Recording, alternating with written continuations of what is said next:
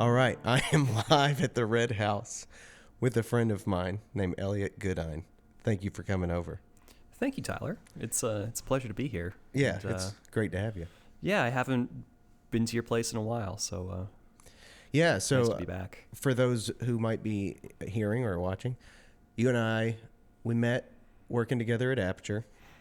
I was fascinated by you. I thought you were just like a very cool dude and seemed really smart, and turned out that turned out to be true. And I wanted to have you over because of your sort of what you do for a living and what you did in school and stuff. And why don't we just start with that, with like first just talking about what it is that you do. Yeah. So my current job is, I believe the official title is Lecturer of Philosophy, and I work at the University of North Carolina at Greensboro. And yeah, it's a wonderful thing to read and talk about and teach and philosophize with other people. My first semester of college, I took a philosophy course with a really lovely teacher, a guy named Dr. Elmer Thiessen. In fact, I believe that the 2 semesters that I took classes from him were his last 2 semesters of teaching philosophy in my hometown before he retired. And he was a funny guy. He was sort of like a rather devout old Mennonite dude. And in this philosophy class, it was Introduction to Ethics, and he would sometimes, harangue this classroom of 18-year-olds about how we all waste our time drinking or pursuing premarital sex and all these things that he thought were unacceptable by his ethical lights. So I disagreed with Dr. Thiessen almost all the time. But he was also, a lovely, inviting figure. And I had a summer job working at a golf course that summer, and I just remember, getting up at 4 a.m. to cut greens and thinking about the things that I'd learned in my philosophy classes that previous year while, trying to cut straight lines. So yeah, philosophy just kind of happened to me. I caught the bug. So I took more and more philosophy classes. When I was a young man, I thought I was going to go to law school. And they do tell you, and it is true, that philosophy is great training for the LSAT and to eventually go to law school. But after I finished my bachelor's degree, I went and got a master's degree and went to my first real philosophy conference and realized that this is not just a cool thing to do or a cool stepping stone, but it's just a wonderful way of thinking and conversing and working things through.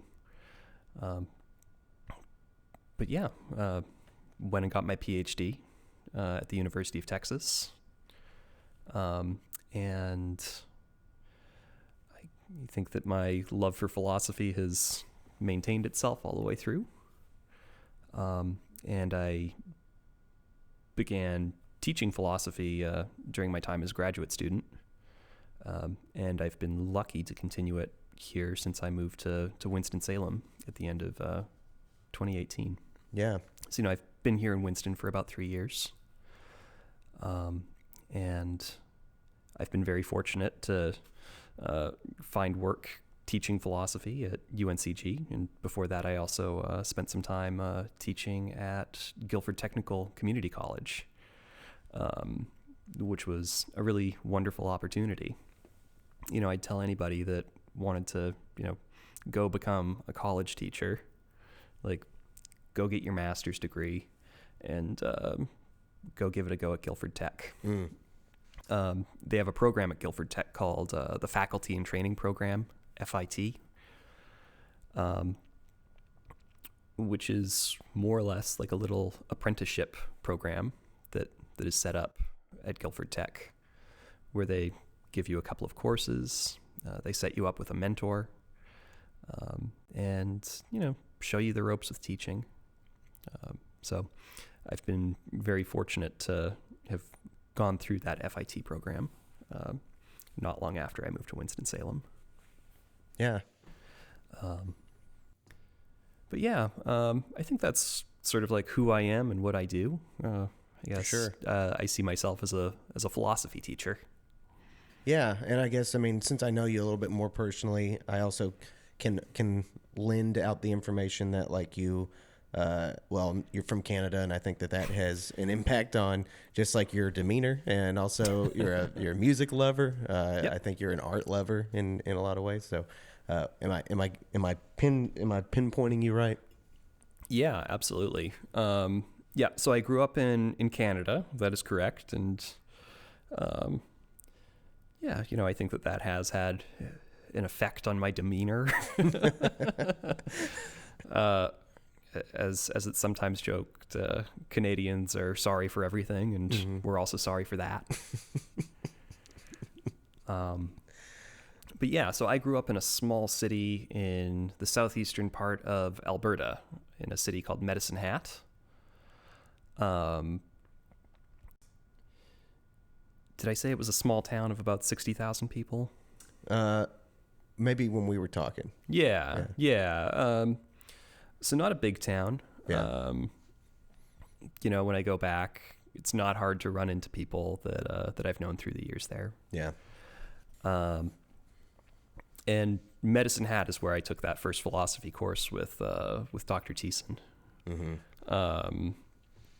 So I did my first year of college at Medicine Hat College, which is like a little small community college that then will feed Canadian students into the other into the universities in the area. Yeah. So I moved to Edmonton, which by a lot of people's standards would be a real city, of 1 million people rather than 50, 60,000. Mm-hmm.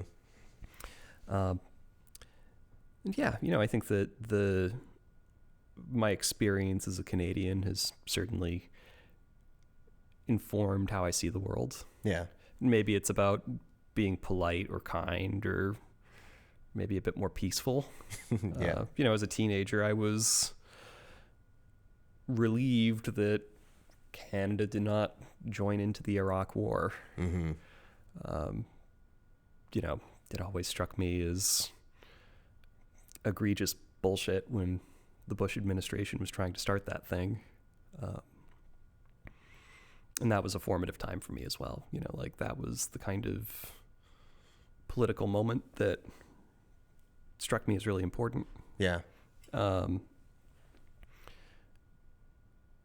But I had already sort of grown up knowing that, we Canadians should be proud that, yeah, we are peacemakers rather than war starters or nation builders. And, Canadians do love their universal health care. That's always just seemed like obvious and right to me. And I think a lot of Canadians do. Yeah. So, for instance, they did this television program, and I think that they've done iterations of it in other countries. But in Canada, it was called The Greatest Canadian. And, so they take nominations, and then an advocate will tell the story of different Canadians' lives, and then people will vote on who they thought was the greatest. Hmm. And the person who won this Greatest Canadian show was a guy named Tommy Douglas, who was the founder of the New Democratic Party in Canada. So to make an American analogy, Canada has the Conservative Party and the Liberal Party, which would be more or less analogous to the Republicans, the Democrats. Mm-hmm. And then there's the NDP, which is like one extra step left. An extra step left. Okay. Yeah. So if Bernie Sanders had his own party, that would kind of be the NDP. Gotcha. And what you will hear about Tommy Douglas, the founder of the NDP, and he was from also the Canadian prairies like I am. So he was the premier of Saskatchewan before he founded the NDP. And Tommy Douglas is basically the reason why Canadians have universal health care. That he instituted it in Saskatchewan first, and then he, though he never became prime minister, he lobbied the Liberal government in the 60s, through some political maneuvering to make universal health care the law of the land. Yeah. It always just struck me as right. Like you shouldn't have to go bankrupt if you get sick. And that stuff resonated with me easily as well, because my grandfather on my dad's side was a big union guy. He grew up as a farm kid, but after the Second World War and he got back home, he must have worked 30, 40 years at the glass factory in Redcliffe, which is one town over from Medicine Hat. So, that sort of union mindset of, like sticking up for the worker, sticking up for the little guy. Yeah. Was always kind of ingrained in my family. Maybe starting with that. Mm-hmm. But yeah, it was a strange thing having moved to Winston-Salem, because I went from being a graduate student in Texas with perfectly passable health care to not having any health coverage whatsoever. Yeah. Or I shouldn't say with no health benefits whatsoever. I'm very fortunate that I was able to buy into my wife's healthcare plan. But when I moved to Winston, I was like driving Lyft for a while, and then I was working at Aperture, and then I was teaching part-time at Guilford Tech and UNCG. But apparently through the bureaucratic machinations, that kind of work was not considered worthy of healthcare coverage. Yeah. So yeah, fortunate to have coverage through my spouse, but it also put anger in my polite Canadian heart that some work is not deemed worthy of healthcare coverage. So that's something that probably speaks to me, especially because I came up in Alberta, Canada. Yeah. Anywhere in Canada for that matter. Yeah. I mean, I think that everything you just explained adds a bit to my explanation for why I was like eager to get you over here. Because I reached out to you just recently, but so I guess to contextualize that and the conversation that I think we're about to unfold, I guess first I come from a background that was mostly traditional, mostly, conservative. And I went through my process of kind of taking that apart for myself and learning how to not be a conservative. And I replaced it for the most part with the left and with like things ideas that belong to, I guess, that direction of thinking. I did that for a while, and over time started to become disenchanted with that too, and started to uncover this idea I had, and I guess that's what I hope we can navigate a little. Like, I guess to give you an idea of the way I see things among us, is that I consider myself avoiding political ideology at all costs. I try to avoid being totally liberal or totally conservative, because I really believe that both of these directions of thought have lots of good to offer. And I don't know if you see this the same way, but I feel like if you and I started going through a list of political personalities that we might use as an example of those who are doing it wrong, I think we would probably eventually be like, they're too deeply ideological. Like their identity is too sewn up in this ideology, and they're not integrating it enough into the person that they are. That's my belief anyway. I feel like people have the option to, or my belief is something like this, to streamline it. I think we have examples throughout history of the absolute worst examples of the far left or the far right. And I think those potential temptations are in all of us. And what I think is good for a person to do is sort of constantly be looking for good ideas, but avoiding those ends, avoiding like total ideologue territory, so that to the point where they're like sacrificing their own sense of morality and what's right and what's good for the sake of an ideology. So I thought, so as I've been unfolding these conversations with people, I feel like it's been being revealed that I have criticisms of like the left. And it's because right now I do have criticisms of what I see as the left. I think that I think things feel more unstable than they should. And I invited you over because you're somebody who honestly I admire, and I think you have a very good way of expressing your ideas, and I honestly wanted to hear about your ideas and also invite you to challenge my reaction to these ideas and maybe help me mature the framework that I'm working with about the landscape that we're in as far as the battle between left and right ideas. Yeah, and I hope I can add something to that. Absolutely. I think so. And even if we can't get it perfect, I think I'd just like to hear what you think. I can assure you we're not going to get to the bottom of things this afternoon, Tyler. But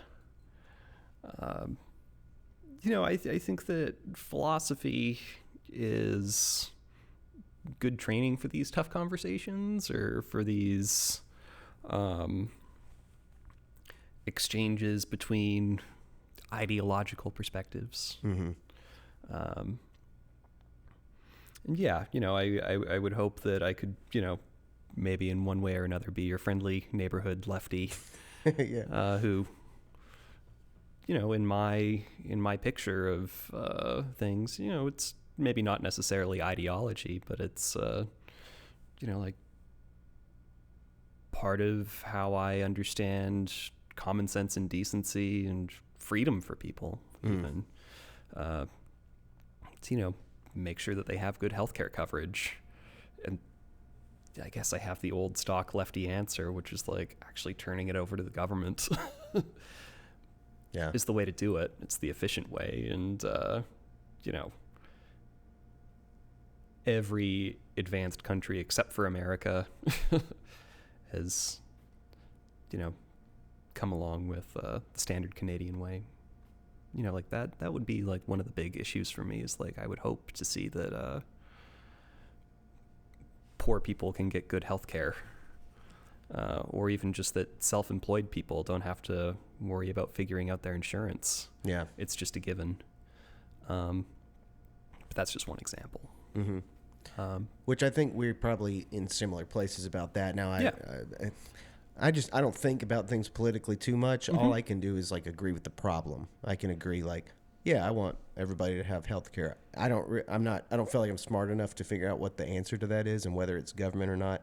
And every time I hear intelligent people talk on these issues, I get persuaded by all of them, because I don't know. I don't know what's the right answer, but I think we're going in this direction anyway. And so all I can say is I'm glad about that. I think there's recently I saw some ad thing. Basically, recently I started, when it was time for the ACA to get updated, some insurance company thing started reaching out to me constantly hey, this is a new program for self-employed people to get affordable insurance and stuff. And that's a small anecdote about me. But I think a lot of people identify with the healthcare argument that you just laid out. It seems real obvious. I don't think it's a great idea for anybody to go bankrupt. But I think maybe we can start here. Maybe something you just said was a really good jump off point. What do you think ideology even is? And do you when I was a Christian, or when I was a conservative, I didn't think I had an ideology. And when I realized I did, I was like, ew, gross. But Yeah. some people like that word. And it sounds like you don't think that you necessarily are practicing an ideology. And I think that sounds interesting to me. So what do you think about that word? Well, I do think that I do have an ideology. So I'd want to hear more from you about what you think an ideology is. I don't have any advanced or fully worked out conceptualization of what we're talking about when we talk about ideology. Sure. One thing that I could say is like, I think like my second semester of college, I took a political science course on ideology. We worked through, liberalism, conservatism, fascism, populism, all these different isms, right? And more or less the picture that I remember having gotten out of this course, so I'm reaching back to, the winter of 2007. So forgive me if I don't get it perfectly, but the picture that I sort of learned there, and which I'm pretty comfortable with, I think, is that an ideology is a framework for understanding the world. That an ideology such as liberalism, and I would probably put myself on some sort of spectrum of liberalism, where what we're doing with any ideology is we're figuring out like what are the problems that we have in the world and how do we solve them. And liberalism is all about some kind of liberty. So it's a question about making people free. So when I talk about healthcare, I say something like, look at all these unfree people who have to choose between sending their kids to college or getting their medications or the dialysis treatment. And then the thought would be, well, wouldn't we be making these people much more free if we had a safety net for them? If we all come together as a society and say, this is a problem that you're not alone on. Of course, that's one version of liberalism that might say something like, look, liberty is about having certain options available to you. Of course, there are other versions of liberalism, they sometimes get called classical liberalism, that say it's all about freedom from constraint. Like, this dates back to John Locke. If you look at his second treatise of government, he says, we have all these like natural inborn rights, life, liberty, and property. It's no surprise that the founders read Locke, right? That life, liberty, and the pursuit of happiness is that other picture of liberty, which is something more like being left alone. And I've got skepticism about that picture, but I think that, this broader picture of thinking that people need to be free to pursue their options and not have their rights violated is a helpful interpretive lens for what the problems in this world are and where we're going. And so I hear you that, like a lot of horrible things have been done in the name of ideology, whether we're talking about, the massive amounts of deaths performed in the name of communism or in the name of fascism and different nationalisms. But maybe I'd invite you to, not throw the baby out with the bathwater, right? As they sometimes say. Like, just because you found two bad ideologies or a number of stories about evils and horrors done in the names of certain ideas, that doesn't make me scared of ideology.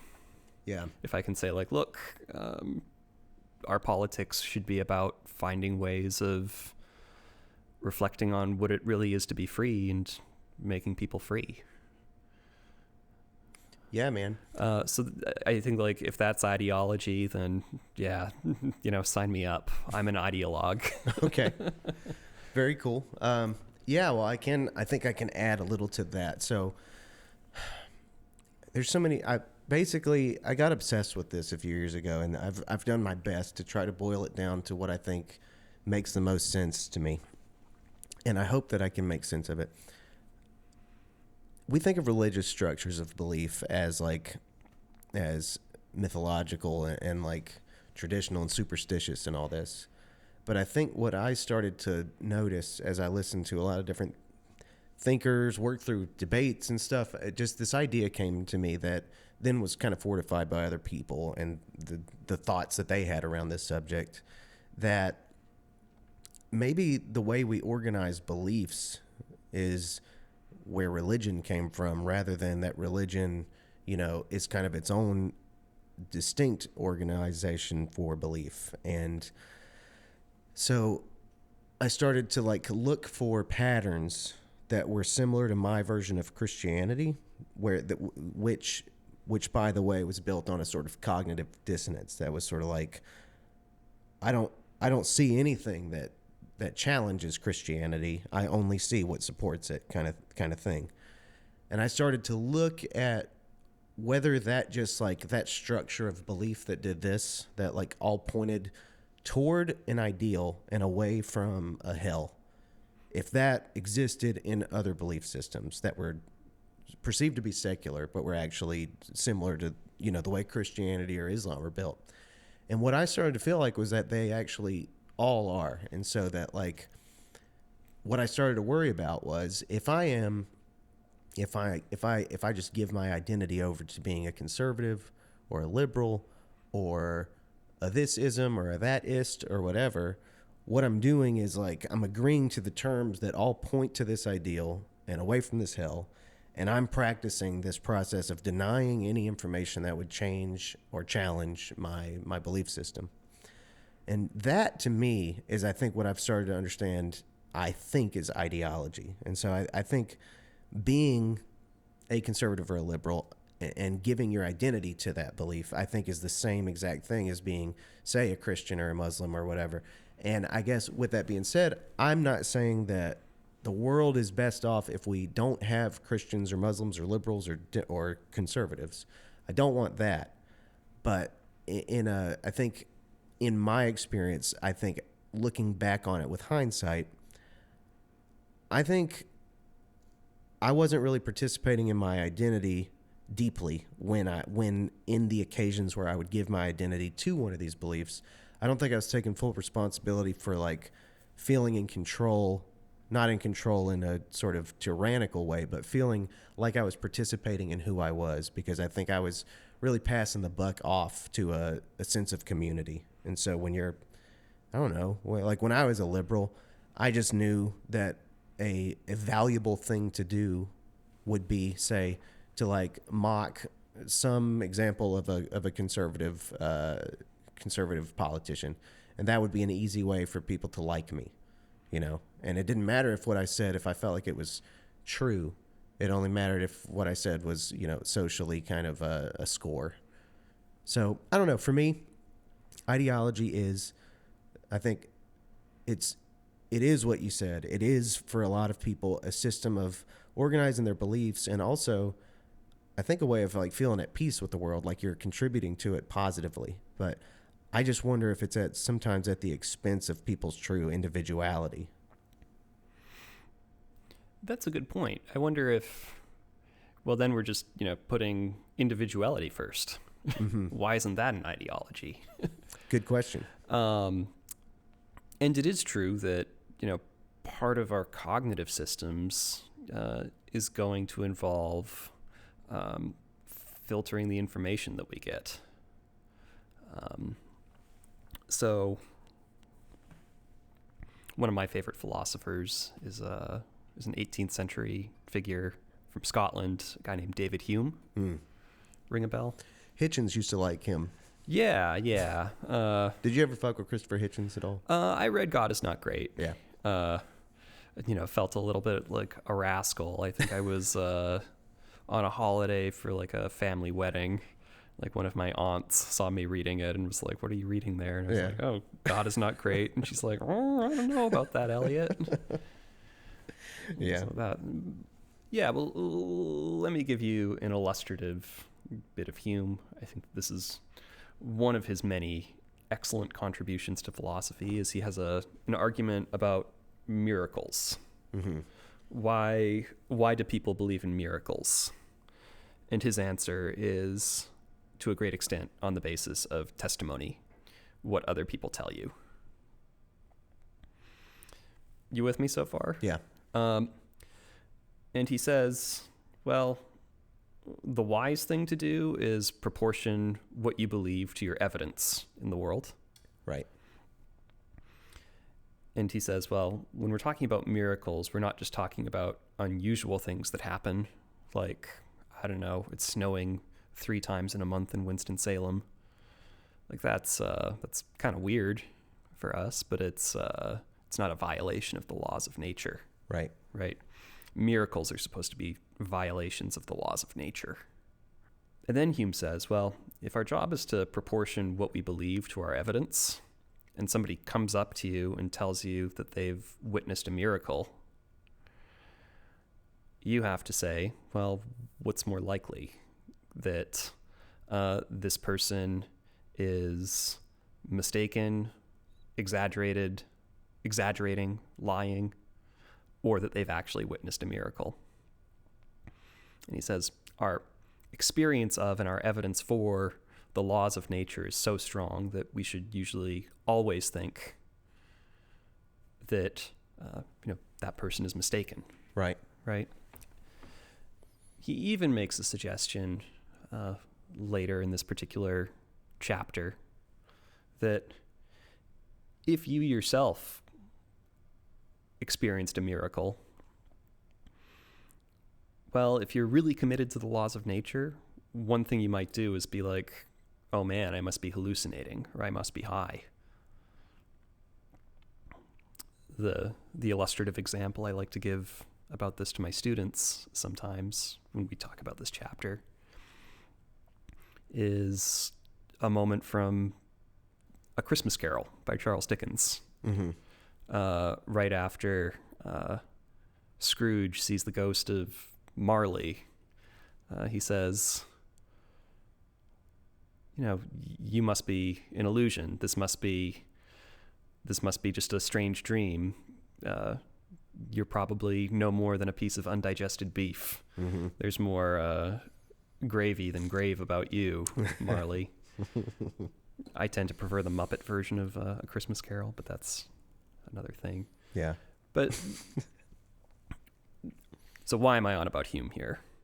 Well, I'm just pointing out that, filtering your experience based on your fundamental understanding of the world isn't necessarily irrationality or dogma. In fact, it's what Hume called wisdom, proportioning your belief to the evidence. Yeah. We have these things, and sometimes we have these interpretive frameworks of the world. And when we come to evidence that confronts them, there might be irrational versions where we push that evidence aside. But part of rationality is also not giving up your most basic beliefs on the basis of one instance. So, just because I hear one story about the Canadian healthcare system, and it's not like the Canadian healthcare system is perfect. Like sometimes there are very long waits in the emergency room. Sometimes you have to wait an awfully long time for a hip replacement within, this socialized single-payer system. Well, it would be, in fact, hasty to say, so we should switch to a U.S.-style system just because it would solve these couple of problems. Yeah. So I guess on that sort of note, I can see what you're saying about, a blinding aspect to being in the grips of a particular ideology, especially if you're moving away from it or if you were never really all that committed to it to begin with. Yeah. But yeah, you know, in some ways, like, we have to filter the world because otherwise we're just going to be blown about in the wind. This I agree with. And it's been very hard as I've practiced this, as I've tried to practice just like what I can try to understand is pursuing individuality rather than pursuing ideology. I notice a real hit on my identity. Like identity itself, I find, is a lot harder to lean into when you don't allow it to be preordained, like, for example, I guess there's no reason not to admit that, like, the identity of a musician, as I have pursued what I felt like was best I can tell individuality, the pre-existing identity of, like, the broke musician, the troubadour poet who... The starving artist. Like, it is hard for me to let that just be like that. I'll just be that model of who a person is because, like, I'm avoiding pre-made identities, at least is what I think I'm doing. So, you know, there are hardships, I guess. There are things about this that are confusing, but you asked a really important question, which is, you know, if you're defining something like individuality as maybe like almost a highest value or like the goal, is that not sort of ideological in structure? And best I can tell, and maybe you can help me figure out if this is correct or not, but I've been working on this image of like what I think the difference is. And basically, I end up with a diamond pyramid both times with four ends. So basically the like Egyptian pyramid, but twice on top of each other. In an ideological structure, I think that the top of the pyramid is a goal and the bottom is hell. And that basically the ends, it doesn't even need to be shaped like a pyramid because the ends don't matter. Basically, it's a unidirectional belief system where you're going away from something and toward another thing. I think within individuality, I think what makes it feel different to me as a concept of pursuit is that rather than aiming for the top of that pyramid, I feel like I'm aiming for the middle. And what I'm doing is saying the far right is absolutely evil and the far left is absolutely evil. And the usable surface is like in a negotiation between them. And so rather than aiming for a unidirectional direction of one idea, I'm aiming for a harmony between, you know, the benefits of both sides of the spectrum. And I'm also like, yes, I do want to stay out of the bottom ends, like the depths of hell where no matter what you do, no matter what you believe, everything is bad. But I think that is the key difference in my mind, is just avoiding the extremes that I think are horrible. And I think by conceptualizing individuality as my goal, I'm free. I feel like I'm free to negotiate with conservatives and with liberals and not feel like I'm betraying anybody. Mm-hmm. Does that make any sense to you? Yeah, for sure. And it kind of sounds to me like maybe what you're interested in is like what a lot of ethicists would call value pluralism. I've never heard of that. Here's what a value pluralist believes. Not all good things are explained in the same way. The goodness of one good thing might not be the goodness of another good thing. So, for instance, let's see. The goodness of my donating blood at the Red Cross can be explained as a good thing to do for any number of reasons. You know, that it helps people in a time of suffering or helps alleviate or is essential for certain kinds of healthcare. But that might not be the same kind of goodness as when I keep a promise to somebody or when I apologize for having hurt somebody's feelings. That all of these, you know, different values are valuable for different reasons. Mm-hmm. And then we say, like, look, you know, life isn't just about pursuing the one big thing, right? It's about pursuing a bunch of maybe irreducible. When I say irreducible, I just mean like the goodness of this one thing can't be explained in terms of the goodness of that other thing. So, like the goodness of giving blood is explainable in this way, and we're talking about a whole nother thing when we talk about the goodness of apologizing for having hurt somebody's feelings. Okay. Right. But then there's no like top max perfect thing, right? For the value pluralist, a big part of life is to balance these competing and incommensurable goods. What you were saying reminded me of another thing that actually came up in one of my classes a week and a half ago. This was my course in medical ethics.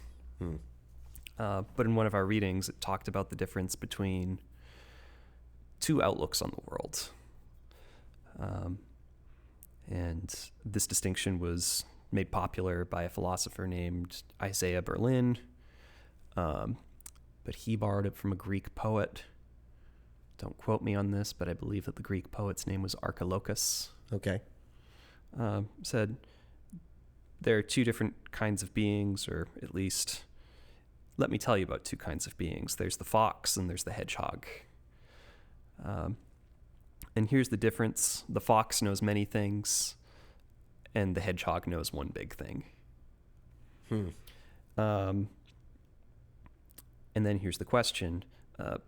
How do you see yourself in the world? As a fox, where you've got a bunch of competing and maybe not even complementary goals and ideas and projects?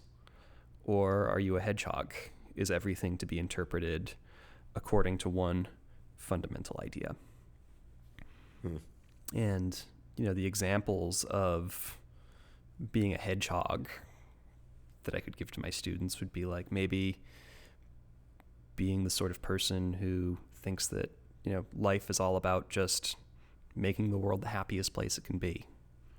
If you think like that, you're what philosophers call a utilitarian. And that's your one big idea. Yeah. And the way that you talk about religion, that's another way of being a hedgehog, right? Yeah. Everything is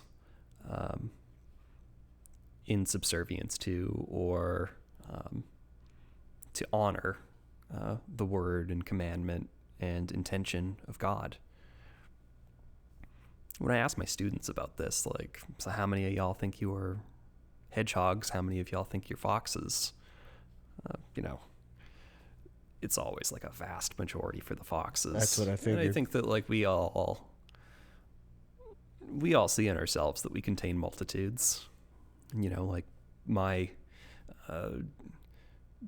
being a music lover, or trying to be a good husband, or liking to spend time with my dog. Those might be values that aren't necessarily complementary to, and may even be fighting with, my goals as, being a good teacher or being an intellectual. Life is about pursuing a lot of things, and that's a certain moral outlook. Maybe captures something of your idea of like, be an individual. Live life by your own wisdom and good judgment rather than the one big idea. Yeah, which, by the way, I definitely don't want to run the risk of sounding as though I'm saying every person live according to only your capacity for wisdom or whatever. Because I do think it's like super important to be affected by other people and learn from other people. When I talk about individuality, I think it's like,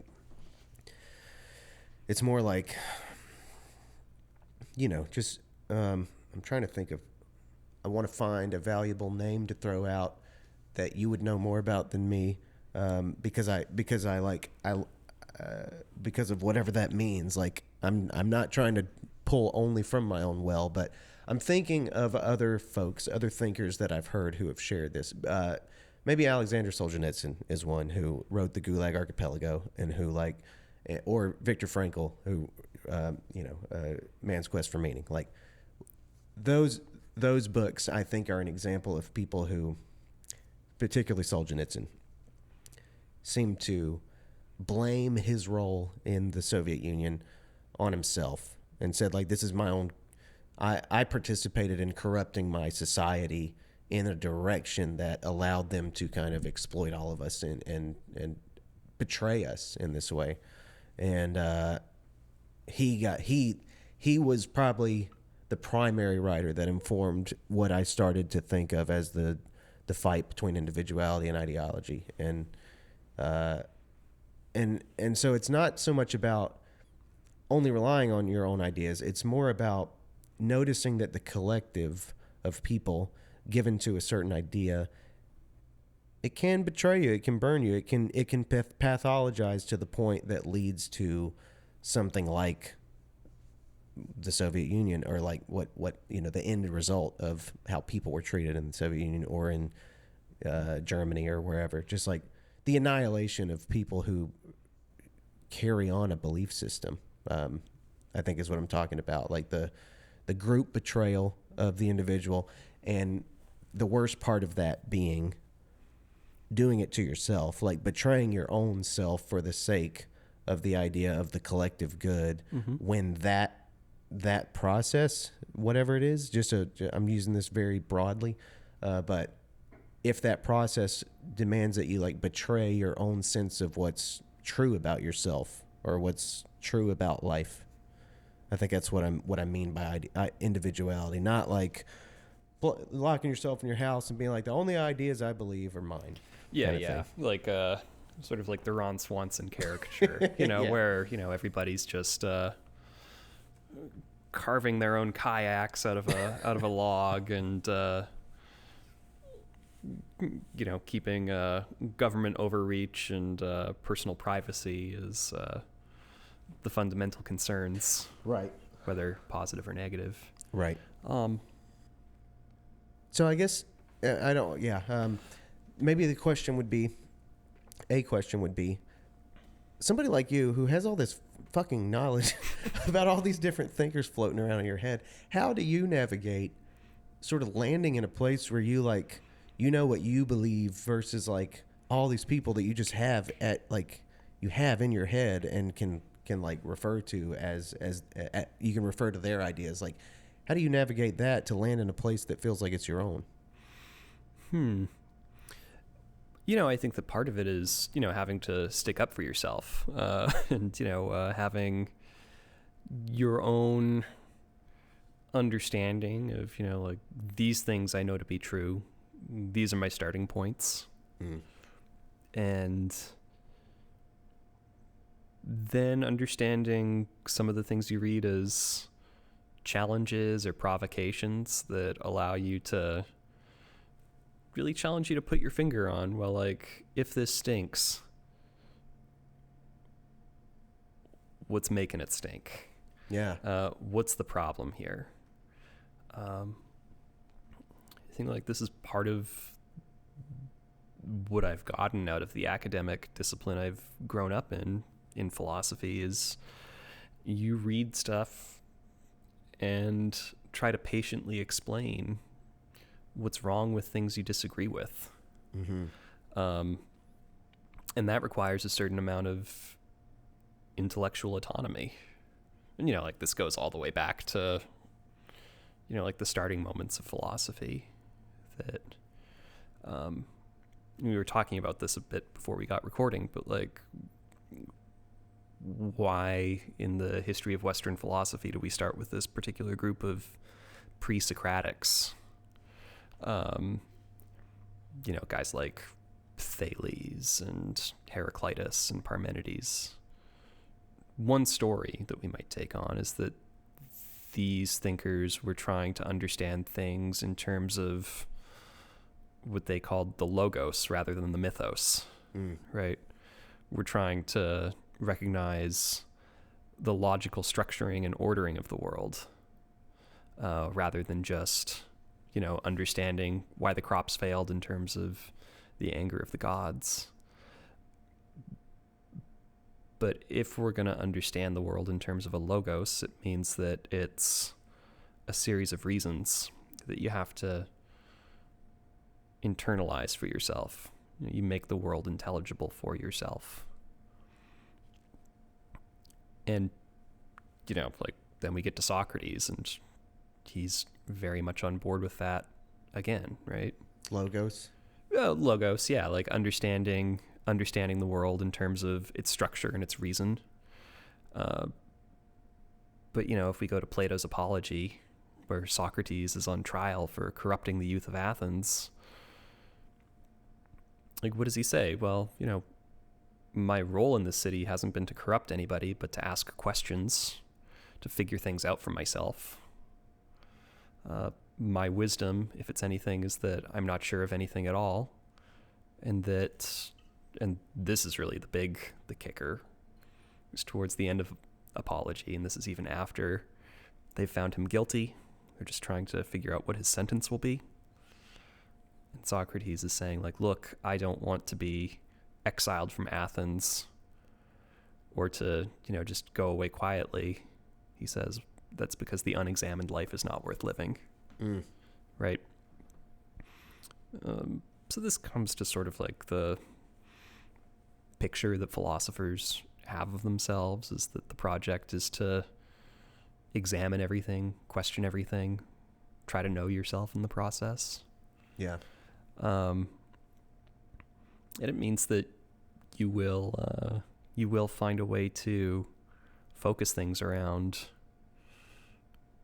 certain basic core beliefs. And I think that, I do that by trying to think about, like, how do we actually make people free? How do we respect the dignity of persons? How do we take human rights seriously? And it's not to mean, like, have I never asked the question, what if there is no such thing as human dignity or human rights? Yeah. What if freedom is a bullshit value? And I've thought through and sometimes identified with certain aspects of those lines of thought, but those lines of thought have never really been where I live intellectually. So, I think it's working out what you believe for yourself to be, most core. Yeah. Right. And I think that if you take that approach, then, like, I don't feel adrift at sea or startled when I read something that, challenges my views. Certainly reading somebody like Nietzsche, Yeah. he's gonna, tell me that, like, a lot of this stuff that I've said about human dignity, human rights, compassion for others is self-serving or bullshit or not really the point of living well. And in those moments, I'm reading along, writing my own questions in the margins of the text, trying to process. He's a good one to bring up too, because like, as you were talking about, like, the logos and mythos thing, Yeah. I guess a question that came to my mind was, like I was saying with identity, it seems sometimes like when you don't keep that sort of structure of, I don't know, maybe this reflects the mythos thing, like what it means to look at the world as a story and, like, kind of make yourself a character in that story that's, like, sort of underneath this thing that's in control of everything. I feel like from what I know about Nietzsche, was like he was somebody who observed that our sense of being underneath God was diminishing and, like, was dead, and that he predicted that this would result in bloodshed between people as they kind of developed their own sense of subjective values and morals and stuff, or whatever. That's the best I understand it. And I'm wondering too if that, I think sometimes, as you were talking about that, I think sometimes I wonder if my disenchantment with the ability to see things in that story form has kind of has put me in this purely the pursuit of pure rationality and logic that has kind of resulted in this whole challenged identity that I have. And I guess I just wonder if you have thoughts about whether or not the whole mythos thing is important at all, and if that relates at all to Nietzsche, since you brought him up. Yeah. Well, I'm not an expert in Nietzsche. You know, I think it's complicated. Partly because I think that Nietzsche almost does have that sort of orientation as a bit of a fox rather than a hedgehog. Yeah. That he's perfectly willing to work competing and even contradictory strands of thought into his work. The thing that strikes me is that he might actually be kind of okay with some version of a mythos. And like, if you look to the part, I believe it's in The Gay Science, where we encounter the death of God for Nietzsche. Well, it's a madman telling it to the people in the town. And well, part of the joke of the madman telling it to the townspeople is he announces the death of God, and everybody sort of notices it and then just kind of laughs it off, like, who's this guy? What's he on about? But the other thing that the so-called madman announcing the death of God points out is he says, what is it? God is dead and we have killed him. But what now will we use to wash our hands of this blood? I think that the point that Nietzsche had is that with the death of God, we're now lost. Yeah. So, we lose our ideology, our structuring for the world. But now we have nothing, and that's actually a great tragedy for Nietzsche, because seeing things in terms of God was a way of ordering and understanding the world. This comes back to, if you look at Nietzsche, another thing that he'll sometimes distinguish between and then come down clearly in favor of is he looks to the Greeks and says, yes, in the Greeks there are two perspectives, the Apollonian and the Dionysian. Do you know this stuff? No, I don't think so. So I'm going to butcher this, but I'll give it a go. Hey, man, you're doing better than me. Yeah, so the Apollonian outlook, this is like Apollo, right? And it's somewhat like focused on beauty and excellence and perfection, and that this Apollonian outlook is what we eventually get in Plato and then onward to Christianity. Nietzsche says that, in antiquity, Apollo won out. He says, like, what we really should admire or find interesting or beautiful is the Dionysian. Sorry, I keep on butchering that pronunciation. Dionysian goes back to Dionysus or Bacchus, who is the god of, I believe, wine as well as tragedy. Right? And that's sort of the outlook that Nietzsche has on the world, is this more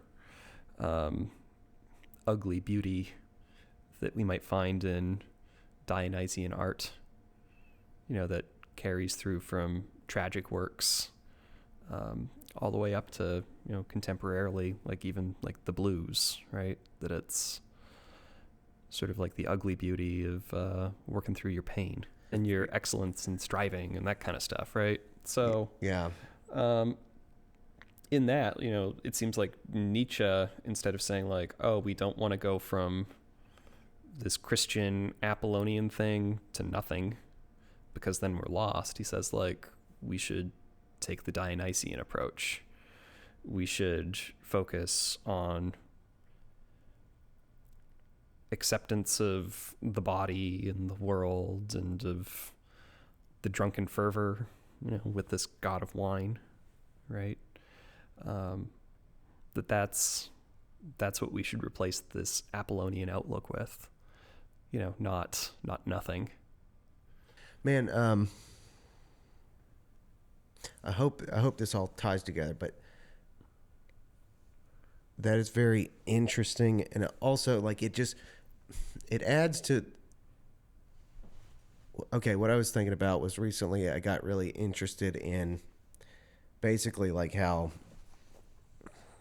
I don't know if I think you're allowed to say these words on YouTube or whatever, but as far as the word Nazi, which I'm not monetized, so it doesn't really matter. But recently I got very curious about, okay, how did they treat art in Nazi Germany and how did they treat it in the Soviet Union? And I guess saving some time, long story short, it's what's really freaking me out about what you're saying is that that's what time period that the Greeks were maybe had these definitions of these two modes of being. What time period would you say that was? Oh gosh, I am not a classicist by any measure. Yeah. So Nietzsche was talking about this in the 19th century, Right. But this would go back to, probably like the Athenian Golden Age, which would have been about 500 BC. That's what's interesting is like, if that's 500 BC that they're defining this, and Nietzsche's talking about this in the 20th century, 19th century. Yeah, 1800s. Yeah, 1800s. And then the 20th century comes about, and what I hear from that is kind of two examples of those modes of being really erupting into reality and post this perceived death of God, according to Nietzsche.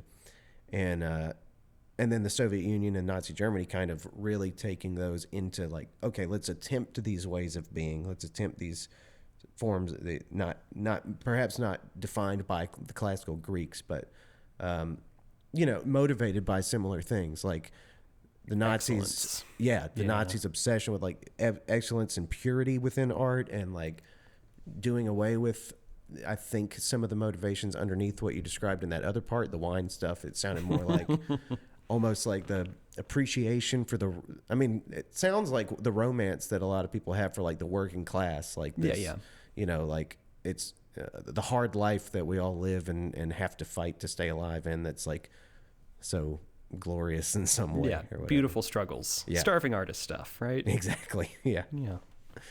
Yeah. So that then plugs into my whole thing of like, basically what I'm saying is I try to avoid finding either of those extremes romantic. And so I don't know if that's a good thing or not, because I'm trying to also admit that it comes with some confusion, but I don't know. Maybe it isn't always useful for me to apply it to myself instead of talking about it as like an objective subject, but it just adds to this it reinforces this idea of like identifying that it seems like there are two dominant modes of being in human history, and I'm trying to figure out what it means to avoid those two dominant ways of being. You know what I mean? Sure. Could we get clear on like, this is me being a philosopher, is like, let's clarify this. Absolutely. What are the two modes of being? Oh, being a Nazi or being being a communist? I would hope not. Yeah, I would say that there aren't literally only two modes of being, but I'd say throughout history, it does seem as though we have different totalitarian sides in us, and that like sometimes we're drawn to totalitarianism, and I think sometimes that either takes the form of being the member of a totalitarian collective of other totalitarians, which I think is like how I would think of as like what Stalinism was, like a bunch of totalitarians joined together, versus the idea of like a God person that we like build up as like they are the answer to everything, and like what Hitler was like, build up this person as the answer to all our problems. Yeah. And maybe it's just me. I don't think I have like all that many totalitarian urges in me. That's good. Like I think that I'm a pretty pretty meek kind of fella in a lot of ways, and like even as a teacher, like I hate being a cop. Yeah. You know, like that's always like the toughest part of the job is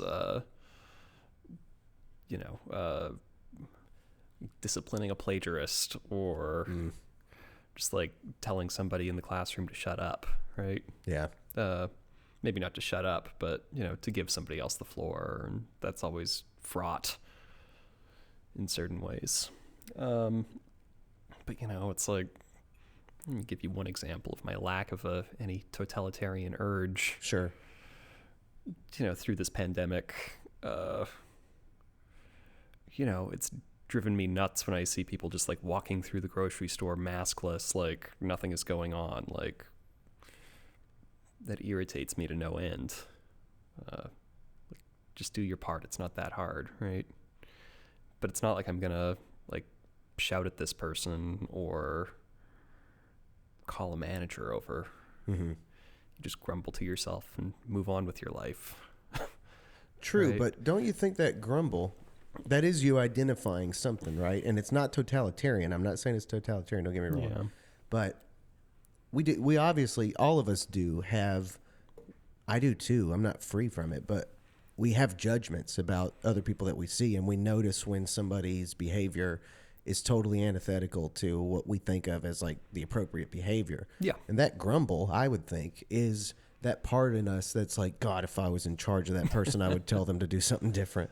Yeah, I guess like the way that I think about it is like when you see somebody walking around the grocery store maskless, or when you see somebody driving like a fool, you know, the thing that we say is like, we live in society, Mm-hmm. right? So it's not that I want to be the king of all and make sure that everybody bows to my will, but it's more that don't we all understand that we all have a part to do, and can't we please, for the love of all that's reasonable and good, do our parts? Yeah. Well, maybe we can like localize this more, like what we're doing now. Maybe we can talk about the landscape of things. I mean, COVID is a really tough example, but also I think a good one. Like, we are seeing a lot of people who have one attitude about how to respond to everything, and we see the total opposite of that. Mainly, basically, the question of like, what role does government play? What role does the collective play? What is individual freedom in this case? Stuff like that. And I do think like the more passionate people in either camp, that is their totalitarian beliefs that are kind of like speaking through their actions in some ways. And I don't know if you experience, but I feel like I observe in many cases a kind of fuck it all attitude in one person or another that's sort of like, if we could just get rid of all the people that are in the other camp, everything would be okay. To me, that seems like our totalitarian, our broad human totalitarian temptations being expressed. Yeah, I see that. I think that we all have these dark impulses sometimes. For sure. I think like it's a good reminder, even for somebody like me who has a happily left-leaning politics, right? It's not like I want everybody who disagrees with me about universal health care to go away. Right. I want to give them health care. Right. Like, so like I would hope that, you know, in my better moments, it's like, yeah, you know, like we're trying to do something together here. And there are moments where maybe you have to ask or hope or persuade or give an example. And there can be dismay when you know that certain people will not be told or refuse to learn or come around or enter into that conversation. Yeah. That's a hard thing. Yeah. But I would still insist that a lot of us also have like this anti-totalitarian urge. So it's like, it's not like our only options for the world are, you know, Germany or Russia. Right. right? What about Canada? What about America? And I think that those stories are more so, although, of course, deeply flawed and imperfect stories about trying to empower others. Like, I think that if we, really believe in, what the promise of America or liberal democracies in general is supposed to be, is to give people access to real opportunities with their lives and to figure things out for themselves. And, when you hear life, liberty, and the pursuit of happiness, like, that's going to make your heart sing a little bit. Yeah. In my political philosophy course that I'm teaching this term, it was the Thursday before Martin Luther King Day, so we read King's letter from Birmingham jail. Like, parts of that essay could be read kind of cynically. There's a part where King says, privileged people never give up their advantages willingly.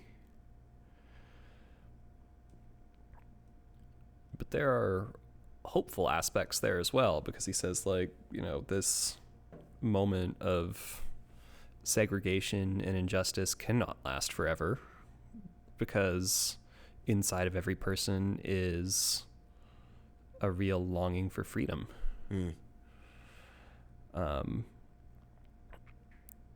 So in his picture, he said, like, segregation not only must not last forever, but it won't, because,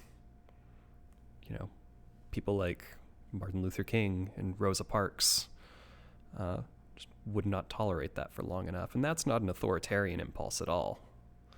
Like, when King went in to help Parks with these bus boycotts, right? Yeah.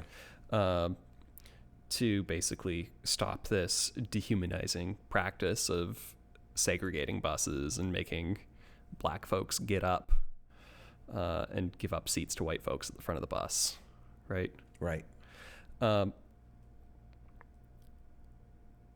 they were demanding conversation and demanding change, but I also don't think that that's correctly or charitably interpreted as an authoritarian urge. That's an urge towards making more people free.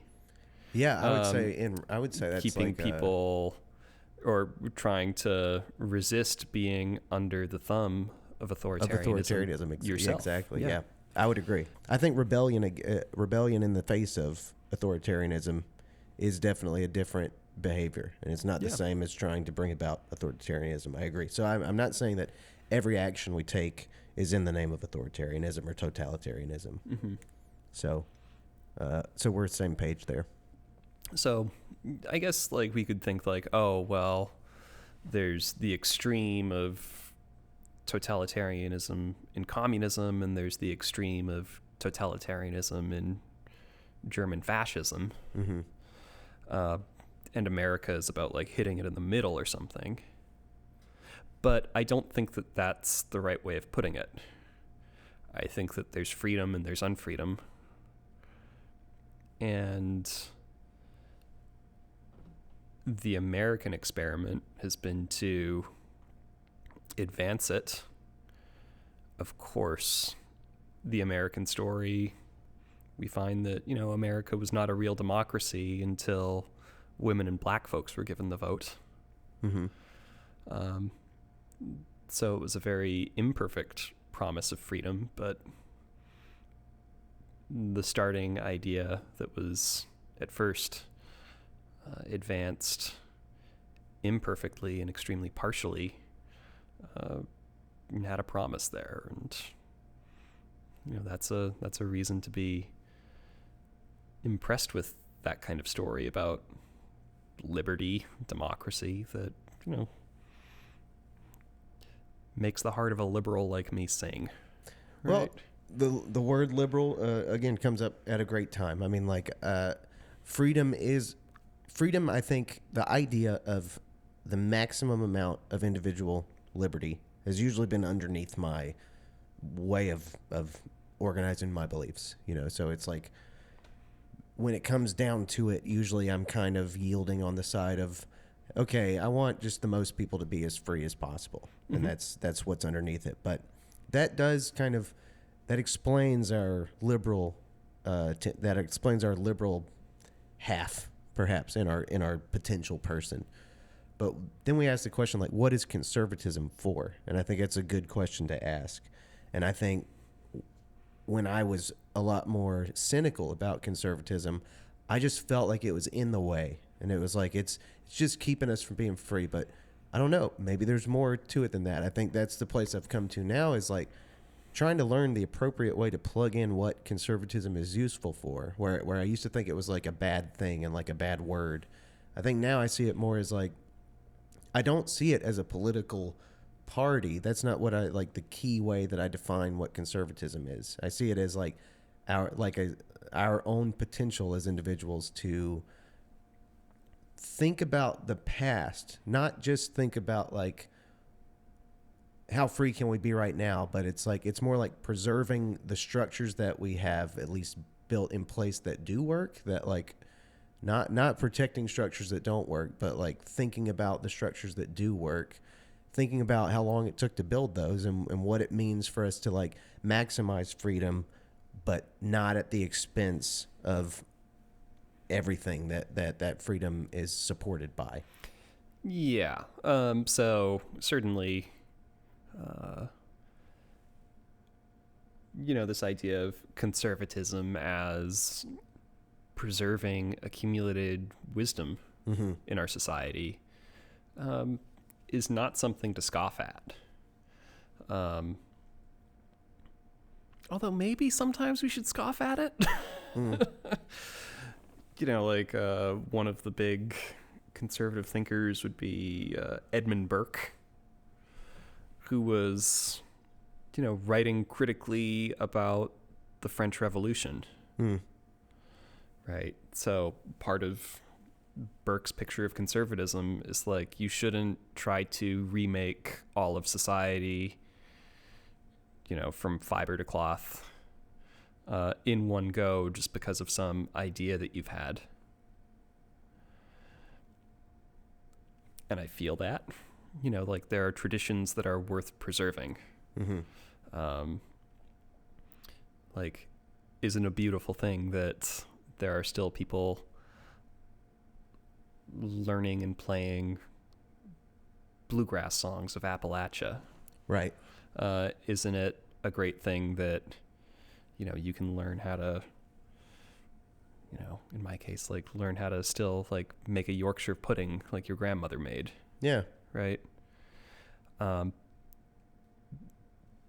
So there's certainly wisdom to be preserved, but like, if we go back to Burke's case, like, well, if you're really against the revolution in France, then you're against this big Republican idea, and I don't mean the political party, but not being subject to the will of a king. And, we should be thankful to the French Revolution in many ways for what it did to advance our understanding of democracy and freedom. And yeah, maybe there's a reason to scoff at Burke for being skeptical of this group of rabble rousers who didn't want to be under a king anymore. That actually sounds pretty good to me.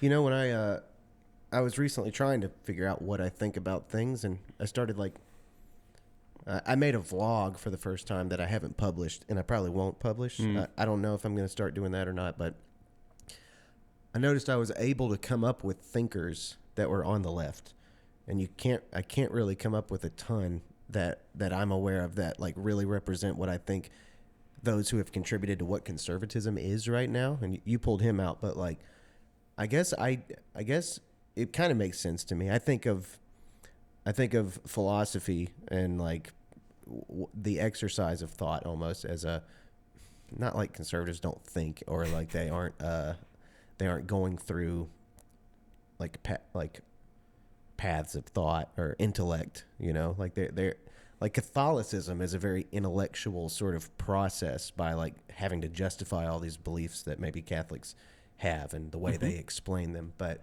Yeah. as far as progressive thinking, like forward moving thinking, I do think of that as like a liberal tradition more so than a conservative. And I think it makes sense because, I mean, even the word conservative, it brings to mind just like the preservation of the past and conservation of what it is that we have. So I guess it isn't too surprising to me that I don't think of a lot of purely conservative philosophers or thinkers or whatever. But I mean, how do you maybe not necessarily politically, but I don't know, man. Like, what is your perception of what the function of good conservatism is? Since you gave an example of what it is not, or what can be scoffed at, what do you think is an example of what is useful about it? I'm not entirely sure I'm the best person to answer this question. Okay. I don't think of myself as conservative, so, like, it's sort of like asking you, like, well, what's right in the view that you don't identify with? Right. So it's a hard question, but That's fair.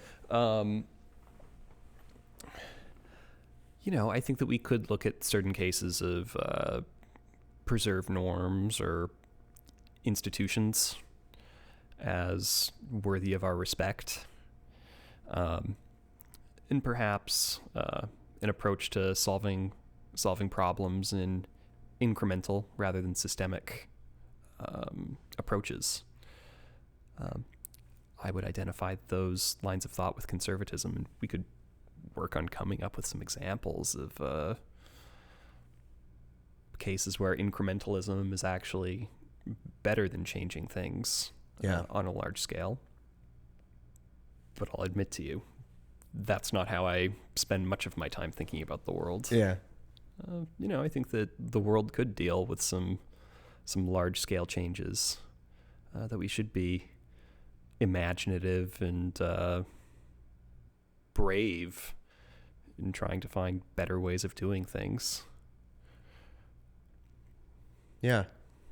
Would you say, don't get me wrong, I'm not going to angle you in some kind of way, but when it comes to conservatism, is that just something that you, being somebody who, like, you seem comfortable being like, yeah, I'm on the left and stuff. Yeah. And for you, is it like you just don't really, you're not worried about like having some kind of like performative balance with the right, because that just isn't how you function. That just isn't how you think. Is that kind of how you feel? Yeah, partly. And remember, just going back, like being raised right in Canada with rather liberal parents, and with having like a union man for a grandfather. I think that I've always thought in terms of like how we make society just is that we provide for people when they're in need, and we work to fix the environment, and we make sure that everybody has access to an excellent, affordable education. And I think that before we got started, I mentioned to you that Alberta is sometimes considered the Texas of Canada. Mm-hmm.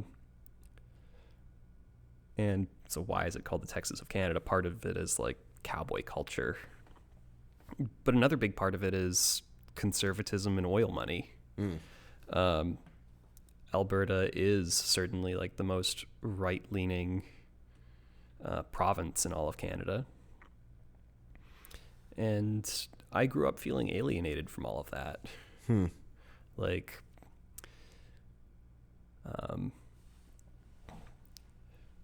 this is getting into the weeds a bit, but I remember, in the 7th, 8th grade, like coming to understand what climate change was, and also learning that my local MLA, which is a member of the Legislative Assembly, so that's like a state representative, but provincial, right? Yeah. He was the Minister of the Environment. And he made it his mission to do everything he could to keep Canada from joining the Kyoto Accord. That particular version of like a climate change treaty. Mm-hmm. And that made me mad. Yeah. That here we are in this province that is very affluent because of its access to oil money, but that they're willing to throw the planet away and impose hardships on other people just because they're scared of, it seemed to me, like not about preserving any wisdom and, that good sense of conservatism, but rather the bad sense of conservatism, which is, making sure that oil companies don't have to change their practices. Yeah. So yeah, it was an interesting thing growing up as a kid with left-leaning parents in a right-leaning city in a right-leaning province. And I was not brought up with much religious background. So the people who were aggressively religious, and there were aggressively religious folks even in our public schools, such that I remember when we had our junior high graduation, somebody's mom was like giving out pamphlets on like the Word of God and why you shouldn't get an abortion if you get pregnant when you're in high school. Yeah. So I just never identified with any of that. I was lucky that even in a town of 60,000 people, I found my friends who could see the world like I did. When I was 15 and 16, I started going to punk rock shows. And that was huge for me because I think it helped me, see that there was a bigger world out there. Yeah. Even if like part of that bigger world was coming to Medicine Hat, Alberta, small city of 60,000 people, we could still book a good all-ages punk show because bands needed somewhere to play between Calgary and Winnipeg. Yep. Basically. So it strikes me that, I grew up with conservatism in a big way, seeing it around me, but also having to grow up against it. Yeah. Is there, I want to ask you, I want to ask you lots more things, but I think we're going to run out of time soon. Sure. I guess one thing I'm curious about that I hope I can ask appropriately is like, given that you have this like lifelong relationship with philosophy and you're like a teacher and this stuff, I guess as we talk about this and as conservatism comes up, like, is there any part of you that would see a benefit in like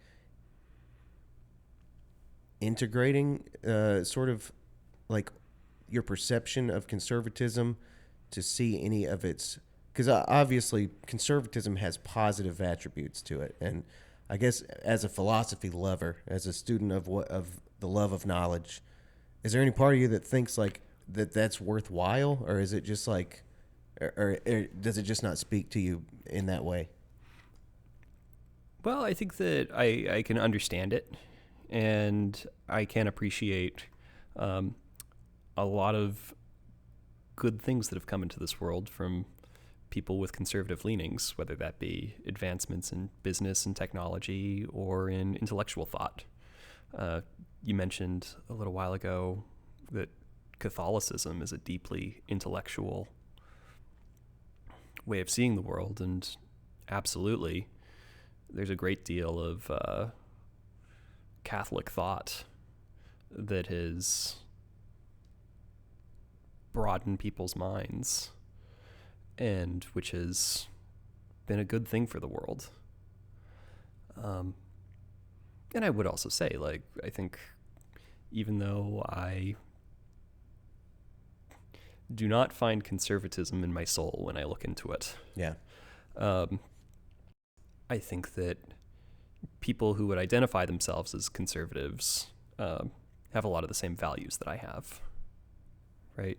Yeah. Whether that be beautiful traditions of music or beautiful parts of our culture and being proud of our cultures. I think that that's a valuable thing, but also conservatives value the things that I value.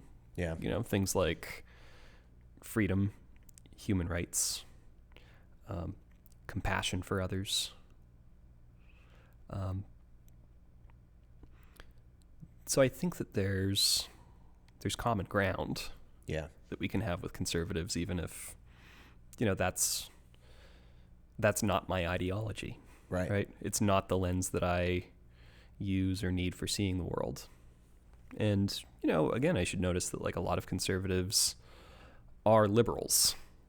Yeah. What I mean is that when we talk about liberalism, it is a political ideology that treats liberty as a central thing. Right? Yep.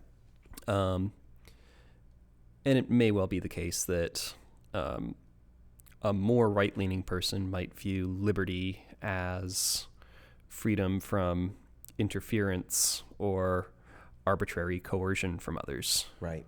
Whereas someone like myself might think about liberty more in terms of having an opportunity to live a good life. You're kind of drawing a line to like libertarian stuff. Is that and so we might think about certain classical liberal views of liberty, focusing on basically the absence of constraint or coercion on your choices in life. Right. But we might also think about freedom in a positive sense, and positive liberty might involve something like having a wide variety of opportunities, right? So, the fact that the government isn't constraining you, according to people like me who think that positive liberty is an important thing, that doesn't do you much if you can't afford healthcare or a good education, right? Yeah. There's a wonderful book that I teach part of in my political philosophy course by a really wonderful contemporary philosopher named Elizabeth Anderson. And the book, let's see if I can get the whole title, Private Government, How Employers Rule Our Lives and Why We Don't Talk About It. And part of Anderson's point is that if we really care about freedom, a big elephant in the room that we should focus on is the way that employers can rule over our lives. Yeah. That you can be fired from a job in a state with at-will employment, like here in North Carolina, for political speech, or for aspects of your love life, or for any other number of things, right? Yes. Now, for whatever reason, some people will say, well, you are free if there's no government constraints. But then we get this paradoxical lack of freedom on this point of view when we start noticing that people can actually be made very unfree when the state is intervening the least. So Anderson actually has 3 kinds of liberty. So we've already talked about negative and positive, right? So absence of coercion or constraint, that's negative. Having a wide variety of options that are available to you, that's positive. Anderson also brings in which he calls Republican freedom, and not the political party, but not having a king ruling over you. So it's not being subject to the arbitrary will of others. But rather the definition of law. Tell me about the definition of law. From what I understand about a republic, isn't that rule of law? Isn't that we establish what law is, and that is what guides what people are held accountable to? Yeah, that's part of it. But the other part of republicanism is often thought of as literally like the lack of there being kings. Interesting. So we can think of republics as being distinct from and distinguished from Monarchies? monarchies, precisely. Okay. So Anderson's idea is that when you start thinking about it, you can think about certain employers as like little communist dictatorships with kings running them, right? Like, we must do what the CEO says, right? Anderson could tell you any number of stories about the unreasonable and inhumane working conditions of, say, an Amazon warehouse worker, right? Okay. That like it's 100 degrees outside, and instead of getting air conditioning at a particular Amazon warehouse, they say, no, we're not going to air condition. We're also going to keep all the doors shut to prevent theft. But we will bring some extra ambulances outside for when the employees get heat stroke. Yeah. So like that's the kind of thing that Anderson is worried about. And Anderson's thought is that we shouldn't think about liberty as simply the absence of a state. And we shouldn't think of liberty simply in terms of this kind of negative freedom, such that anytime there's more constraints, there's just less freedom in the world. It's like a zero-sum game on that picture. She says that liberty is more like balancing all these freedoms, right? That maybe sometimes you're going to have to make trade-offs of positive liberty for negative liberty, right? Maybe in order to, for instance, give people more accessible healthcare, we're also going to have to put constraints on negative liberty by, say, making requirements on who can or cannot receive care by skipping a line. Like you can't like pay to skip line. And like that's kind of how it works in a Canadian single payer system. So we've got a trade-off of those. And the way that Anderson thinks about it is that if we put certain constraints on employers such that they can only work you for a certain number of hours, or there are certain things that they just cannot fire you for, say for political speech, that is going to decrease the negative liberty of that employer, but it might come with a trade-off, right? A benefit of even negative, positive, and Republican freedom for, a great number of employees within that same firm. That is pretty interesting. So I think this is like an interesting thing to notice, is like maybe part of what we can be hopeful about is that even though I do not identify with conservatism, and that goes back to my boyhood when I was pissed off about the Iraq War, or my province's environment minister actively fighting against the Kyoto Accord. Yeah. Like maybe the area to be hopeful is that it's not as if our values are completely different. Yeah. Like I have values for freedom and compassion. And though I would never vote for this particular environment minister, we might think that he was trying to focus on freedom for corporations to run their businesses as they see fit, and he was trying to be compassionate towards a great number of oil field workers who, make their livings working in the oil and gas industry in Alberta. Right. And so I think that there's hope, and I would think that even though I would happily and unashamedly lean toward the left on politics, I don't think it's so structured by my identity that I don't want to help the other side, or I just hope that they would go away. Yeah. It's that I would hope for a better world where we can all, work on these things a little bit more. I really like what you've put forward about with kind of adding more nuance to the conversation or the thought about what freedom is and sort of different angles through which to look at that. And I think that's really cool. And I really like what you said, that like a lot of conservatives might indeed be liberals in some way or another. And I think that's what I fuck with. I mean, I really think that that's true. And I think like they are obsessed with maximizing freedom in a lot of ways. It's just like you just described, like you just laid out in a very detailed way. It's just sort of like, how do we compare and negotiate how we define what freedom is and which kind is the best to try to maximize. And so I think that was really interesting to think more about, and I look forward to thinking more about it.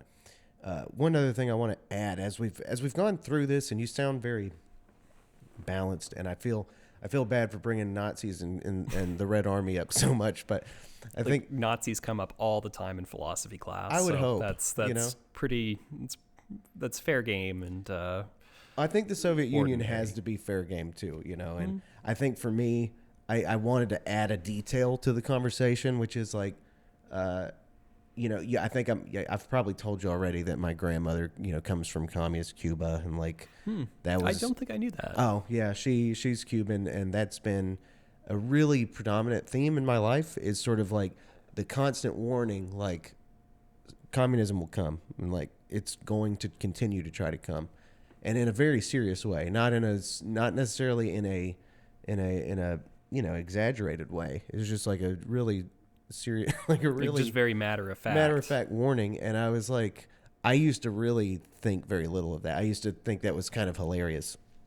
And then I would say since the Trump election, like shit has gotten weird. And I'm not saying that I sense that communists are coming to my door, but I do think that like me, I think a lot of people, when they look at the environment we're in politically, they see Nazis and communists like arguing with each other.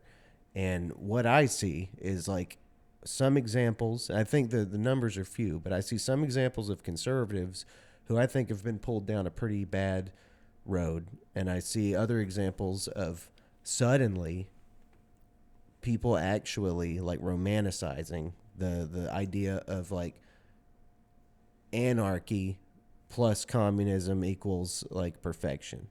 And it does freak me out sometimes. And I think that's why I go to these extreme places, because I, like you, my upbringing, my history as a person has just come with this theme of sort of like beware communism. And I think that's constantly feeding into sort of like how I'm trying to measure myself up with what I believe and the options there are to believe things. And it's very clear to all of us that if not all of us literally, but most rational people, it's clear that we don't want to be goddamn Nazis. But I think that it's a worthwhile message too to put out there. Like if you swing too hard, there's another side to that. There's a different kind of shitty person to be, and that is, the type that somebody who, we don't have to go into the characteristics of Stalinism, but somebody who thinks it's super casual to just like act like nothing went wrong in the Soviet Union. I think that's a bad idea personally. So back at Aperture, yeah, I believe that I might have been one of the people responsible for the fact that there was a Gritty meme on the popcorn machine. Well, where Gritty says something like, and I thought it was really funny to put this on the popcorn machine. That's a nice means of production you got there. It'd be a shame if somebody seized it. Yeah. So yeah. So maybe that's sort of ironic fake communism or posturing Marxism. I'm really glad you brought that up. Is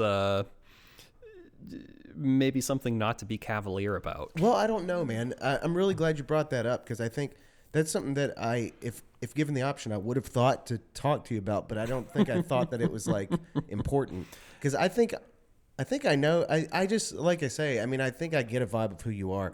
Irony is important to me. Having a sense of humor is important to me. And I'm not somebody who, when I saw that meme, it just is funny. It just is something that is easy to laugh at, and I like it.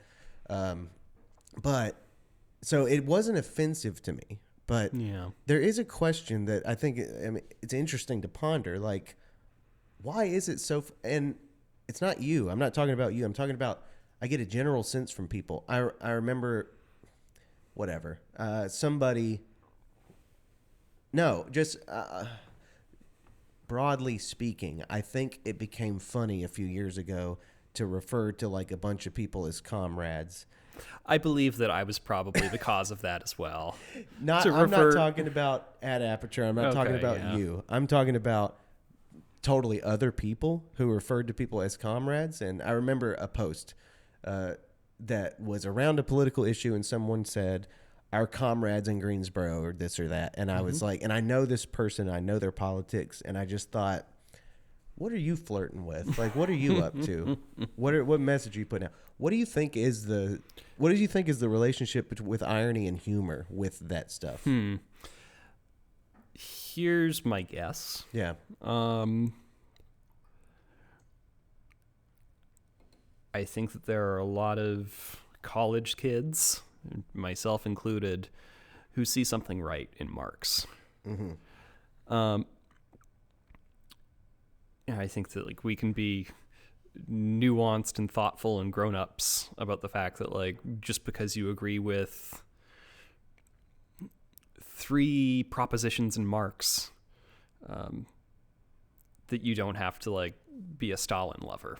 Right. So, you feel me there? I do, 100%. Yeah. And I think that there are aspects of Marxism that speak to a certain millennial malaise about the hand that we've been dealt with this economy. Yeah. That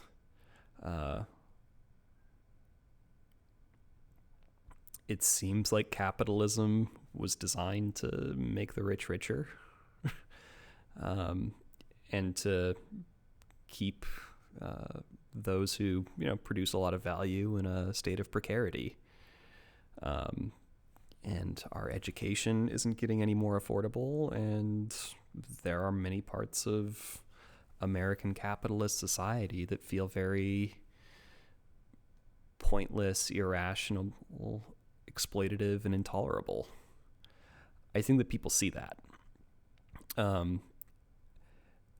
think that some people also know that like they can get a rise out of their mom or their grandma or their uncle by pointing out the frustrations and exploitations of our economy. Of course, I think like I'm no expert in Marx. In my political philosophy course, I teach him for a day, so I can tell you some things. But I think like his diagnosis of certain problems in contemporary industrial, and he predicted some problems in post-industrial society quite well as well, that his complaints were well put. And even if you don't have to agree with the horrors of communist Russia or Cuba, you can actively oppose those things. You can still think that, it seems like Marx put his finger on something. And we also know that speaking that in some contexts, whether it be calling your friends comrade or putting a gritty meme on a popcorn machine at Winston-Salem's finest 100% art house theater,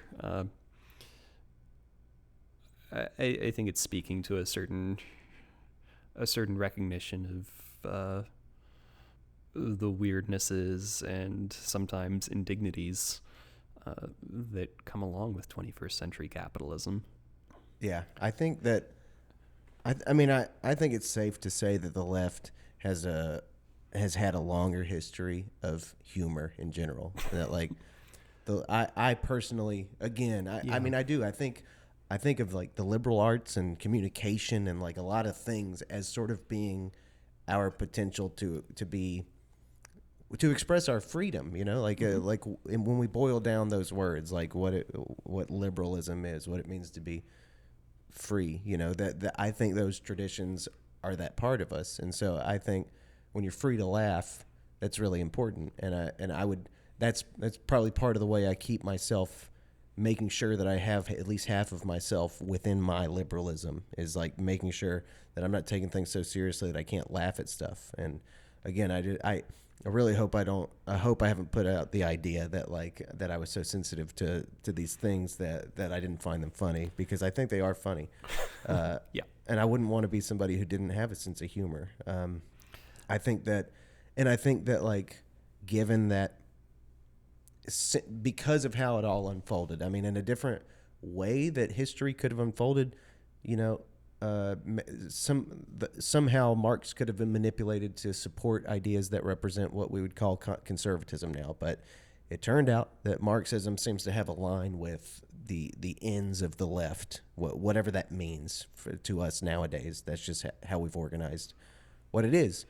And, so I think it stands to logic in a way that, like, people on the left who might flirt with the extremities of the left might do so with a sense of humor and joke about it. And it also kind of makes sense why every time that happens, with ways that we express humor as it relates to Nazi Germany, it's really, really offensive to people, because it's a territory that just isn't as funny for some reason. And I can't... Well, the Holocaust is not funny. It's not funny at all. Yeah. But of course, like, what Stalin did is not funny It's either. not funny either. Yeah.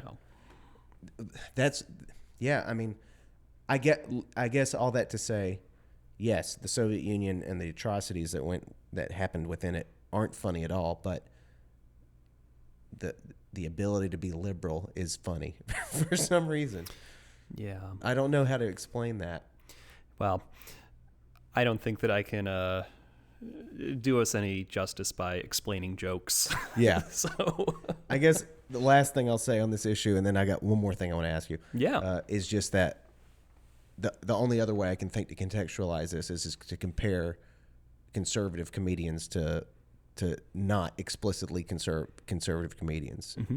and how much funnier it is to not be a conservative in that realm. Mm-hmm. Yeah, and here's how we lefties usually do it, is we say, like, oh, well, the conservative comedians are often punching down. I've heard that before. Like, maybe this is why... This is what I've heard Chappelle is doing in the most recent special that I haven't watched. That, like, Chappelle is picking on trans people and making them the butt of the jokes. Mm-hmm. And that isn't speaking truth to power. Yeah, I've heard that. And I would disagree. And that's like the standard line. So how do you see it? Yeah, I would disagree.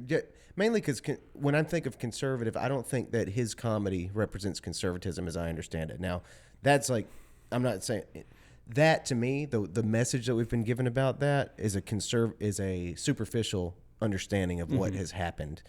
What he's doing is he's not expressing conservatism. He's doing his thing, and it's just as what I would qualify as liberal as ever. It's free language. It is free thought. It is free whatever. Yeah. The pieces involved. So people think are politicized. Yeah. Now, yeah, and certain folks on the left are going to say, like, look, this is transphobic dog shit. Right. And it's trading on misunderstandings and cruelness. Right. And, like, this is a reason for instance, Netflix employees to be pissed off that their company is choosing to publish it. So now we're getting into the interpretation of one particular and controversial case, and I shouldn't speak on it too much because I haven't seen the special. There's that, but I mean, yeah. But let me let you keep going. So what do you think is the difference between conservative and liberal comedy? Yeah, and I won't harp on his case in particular, but the difference I'm trying to make is, like, you take him and what he's expressing, and there's no limits. And so he within that space feels very free to say whatever he wants.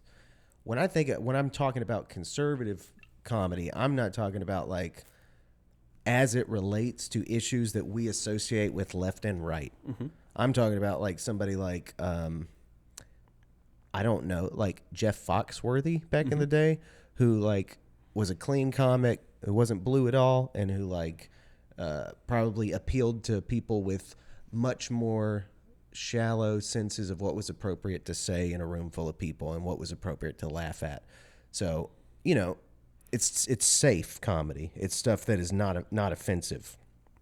I think the territory of the offensive tends to be more like Piss Christ, for example. Like that's an offensive piece of work that like is antithetical to whatever it is that Catholicism represents, which is the preservation of the idea that Christianity is sacred.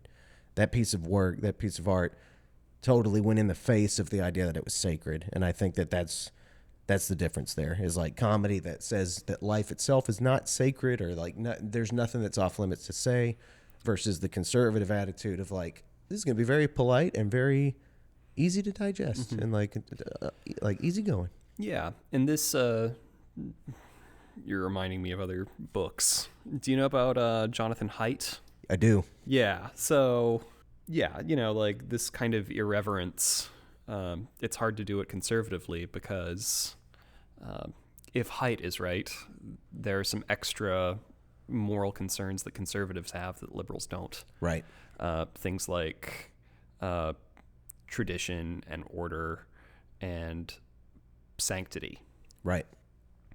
So it's like there can't be a conservative version of Piss Christ if the entire meaning of Piss Christ is disrespecting sanctity. Right, exactly.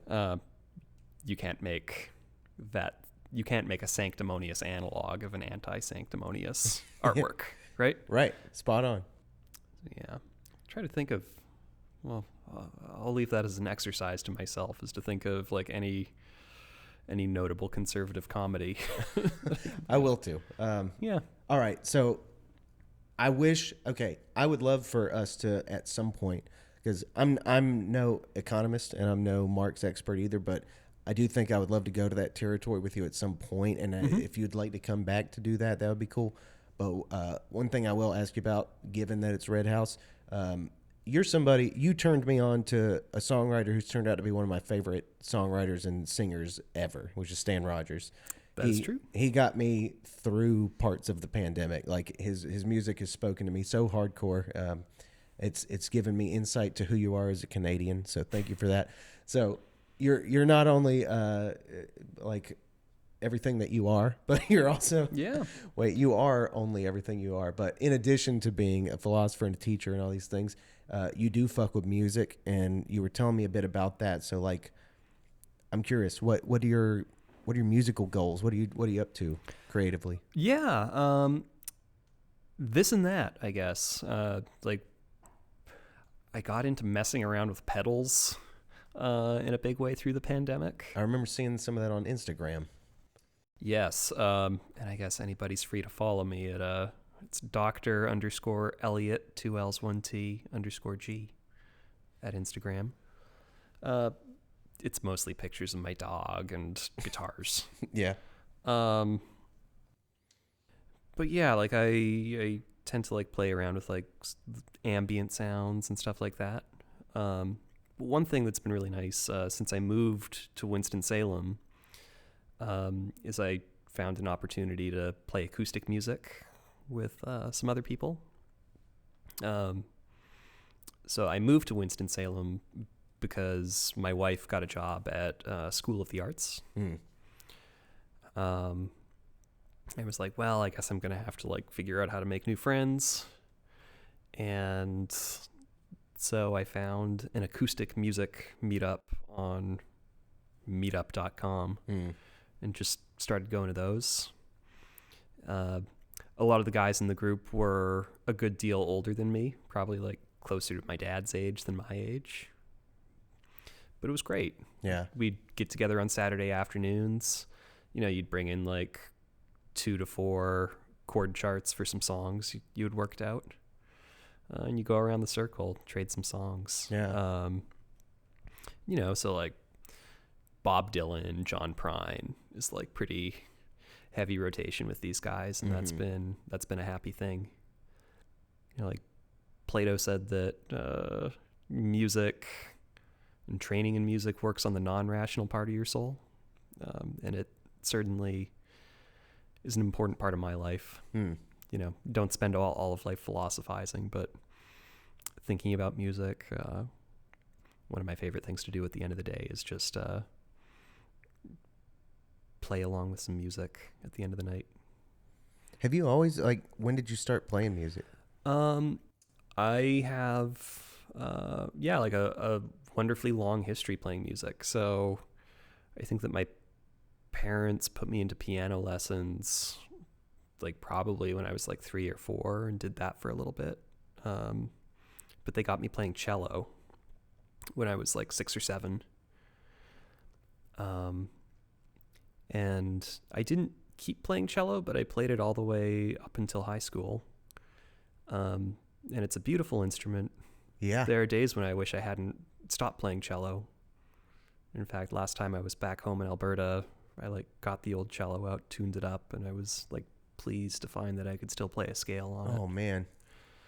But even just learning the cello and being in music lessons from that early age as a boy, it trained my ears, because a cello has no frets, so you got to learn how to hear those pitches and hit them. I even remember waiting for my brother to finish a violin lesson. He learned violin, I learned cello, and hearing a voice teacher down the hallway working with somebody, and they were just working their octaves and their notes, going just working the scale. And I think that just having spent that much time around music for such a long time, it's affected my ears, but it's affected just what I care about. Music is a huge thing for me. Yeah. Picked up guitar when I was 11 or 12, and that was about the same age I discovered punk rock. Start with the pop punk bands, and then I learned the Ramones, and then the Clash, and that was a big thing for me. So I played in a punk band in high school. The last year I lived in Medicine Hat, I played in this indie rock band. I wasn't an official member of the band, but they had too many parts in their recordings, so they needed an extra guitar and extra keys. So I played with that for a bit. And when I moved to Edmonton for college, I still managed to play a little bit of music with some friends there. So there was a small bar called Wonder Bar in Edmonton that would sort of fit 80 people. And some of my friends had bands and projects that would play Wonder Bar sometimes. And I got in on a few of those projects. Part of it was that at some point in high school, I picked up a pedal steel guitar and learned how to do the basic changes on it. Really? Yeah. Damn, so you're it sounds like you're drawn to complex instruments. I guess so. Huh. I don't think I got that good at pedal steel, though. And I think at this point, I'm more or less happy playing guitar and bass. Yeah. But the pedal steel is such a beautiful instrument. It really is. And even just learning the rudimentary moves on it, just being able to take a major chord and then pedal it up to the fourth and then pedal it down to the minor sixth. Mm-hmm. It's lovely. Yeah. So I ended up getting to play steel with some friends while I was living and working in Edmonton. Man, that's cool. Well, it's weird, and like this has been like maybe a strange moment in my history as a musician. I guess it was in 2012 I moved from Canada to Austin, Texas for graduate school. And that entire time I was in Texas, I never played out. So it's been a long time since I've played music in like a public setting for others. Even though it's still a thing that I do all the time, and maybe I will play in a public setting again.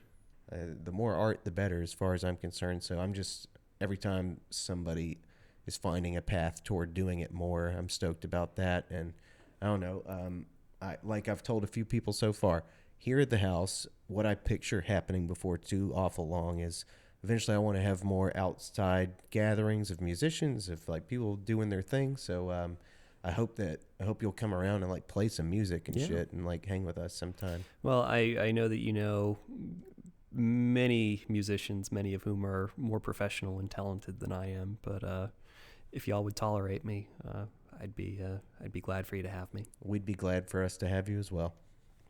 Well, thank you, Tyler. Yeah, Elliot, I think we have maxed out this convo. I think it was a good one, and I hope you'll come back sometime. Yeah, that sounds like a great idea. When it's time for part 2, I'll look forward to it. All right. Well, I guess for today, thank you. Thank you.